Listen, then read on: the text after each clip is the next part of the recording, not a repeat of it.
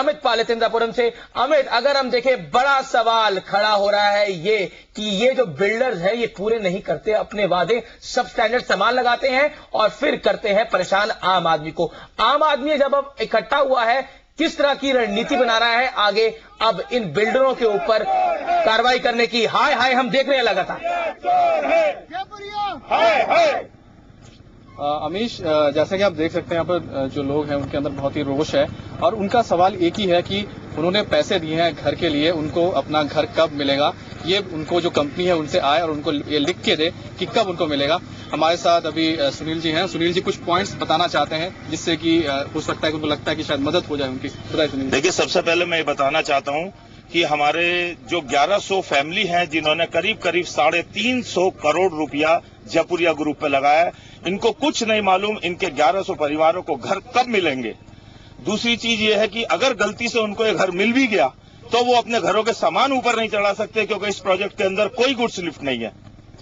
इस 1100 परिवार ने एक कमेटी का गठन किया है। मैं उस कमेटी का ज्वाइंट सेक्रेटरी हूं।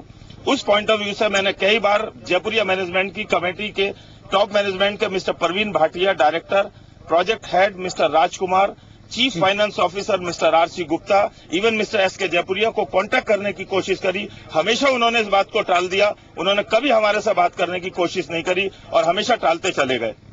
ये सारी चीजें, मैं इस सब चीजों को देखते हुए उत्तर प्रदेश सरकार की गवर्नमेंट से, बहन मायावती जी की सरकार से रिक्वेस्ट करूंगा कि इस मामले में हस्तक्षेप करें और इसमें 1100 परिवार के लोगों को उनके घर दिलाने के लिए उत्तर प्रदेश की गवर्नमेंट को स्टेप उठाए। जी अमित, कई ऐसे लोग जो पूरी तरह से हताश हैं, जानते नहीं हैं कि अब इतने लाखों रुपए खर्च करने के बाद आखिर जाएं तो कहां जाएं। कई ऐसे कॉलर्स हैं जो हमें फोन कर रहे हैं, कई ऐसे ग्राहक हैं जिन्होंने अपने जीवन भर की कमाई डुबो दी है ऐसे प्रोजेक्ट के अंदर जो आज तक सवेरा नहीं देख पाए हैं। हमारे साथ मौजूद हैं विशाल जैन मेरठ से फोन लाइन पर। विशाल, पूछिए अपना सवाल।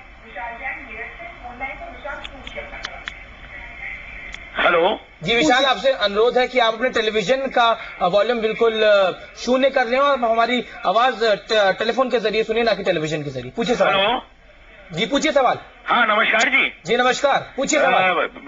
जी विजय, जो कार्यक्रम है इसे देख के लगता है कि भगवान के घर देर है अंधेर नहीं है। जी निश्चित तौर पर आप ही के लिए ये कार्यक्रम है, पूछिए। और जो है मैं ये जानना चाहूंगा कि मैंने लक्ष्मी वाटिका लिमिटेड वालों ने द्रोणा सिटी के नाम से एक कॉलोनी काटी थी देहरादून में जी, और मैंने उसमें अपनी पत्नी के नाम से एक प्लॉट बुक करवाया था। उन्होंने हमसे 1,01,000 रुपए बतौर चेक से लिए हैं जी।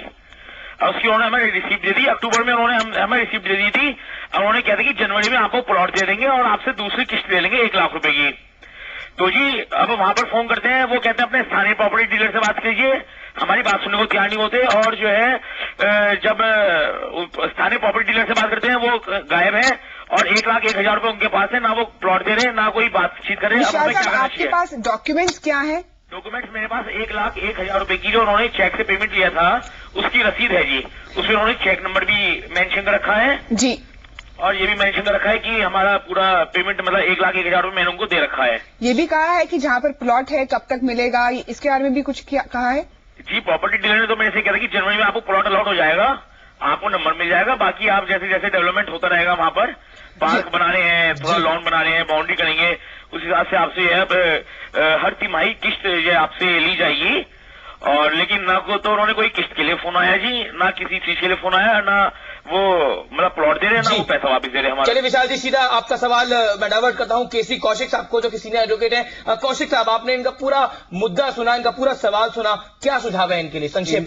इनके सवाल से मेरे को ऐसा लगता है कि जो जिन्होंने कॉलोनी डेवलप कर रहे हैं इन्होंने डायरेक्ट पैसा उनको नहीं दिया है, किसी मिडिल मैन को दिया है। उस मिडिल मैन ने इनसे डायरेक्ट पैसा अपने ओनर के बिहाफ पे, अपने मालिक के बिहाफ पे लिया या अपने बिहाफ पे लिया, कुछ क्लियर नहीं कर पा रहे हैं। लेकिन मिडिलमैन को दिया जरूर पैसा, अगर दे भी दिया उन्होंने पैसा, उनके पास एक रिसीट है जहाँ पर कहा गया है एक प्लॉट के लिए है और जिस प्लॉट के है उसके उनके कागजात। अब ऐसे में क्या कर सकते हैं वो? नहीं, कागजात ही देंगे फिर तो कन्फर्म में जा सकते हैं। कागजात ये कन्फर्म नहीं कर पा रहे। इनका जिनका सवाल है उस पर ये कह के आ रहे हैं कि जो ब्रोकर है उसने इनसे पैसा लिया है। लेकिन केसी कौशिक साहब, मुझे ये बताइए कि कई बार ऐसा होता है कि एक ग्राहक को समझ नहीं आता है कि पूरी जो कागजी कार्रवाई है वो कैसे करें, इसलिए कई बार मिडिलमैन का सहारा उसको लेना भी पड़ता है ताकि जो पूरा उसका दिन है उसके बीच में उस सारे काम